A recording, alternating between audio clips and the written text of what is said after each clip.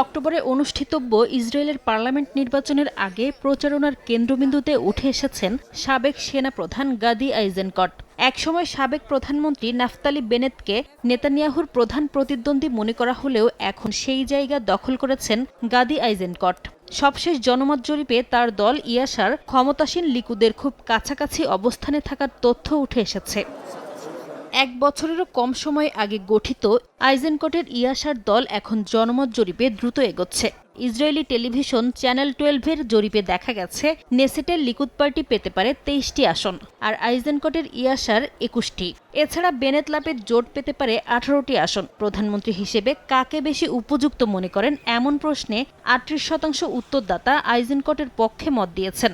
নেতানিয়াহুকে সমর্থন করেছেন 36%। অন্যান্য জরিপেও প্রায় একই ধরনের চিত্র উঠে এসেছে, যা দীর্ঘদিন পর নেতানিয়াহুকে শক্তিশালী রাজনৈতিক প্রতিদ্বন্দ্বীর মুখোমুখি হওয়ার ইঙ্গিত দিচ্ছে।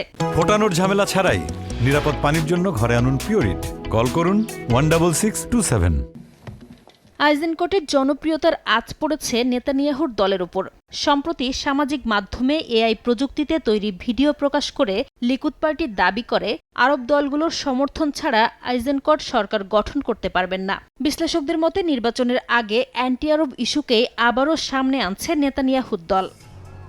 2015 সাল থেকে 19 সাল পর্যন্ত ইসরায়েলের সেনাপ্রধান ছিলেন আইজেনকট। পরে রাজনীতিতে যোগ দিয়ে যুদ্ধকালীন মন্ত্রিসভার সদস্য হন। তবে গাজা যুদ্ধের কৌশল নিয়ে সরকারের সমালোচনা করে মন্ত্রিসভা ছাড়তে হয় তাকে।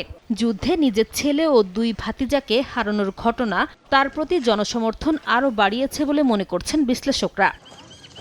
রাজনৈতিক বিশ্লেষকদের মতে জনপ্রিয়তা বাড়লেও আইজেনকটের জন্য সবচেয়ে বড় চ্যালেঞ্জ থাকবে সরকার গঠন। ইসরায়েলের বিভক্ত রাজনৈতিক বাস্তবতায় বিভিন্ন মতাদর্শের দল নিয়ে জোট গঠন সহজ হবে না বলেও মত তাদের। নাসরিন রুমি, সময় সংবাদ।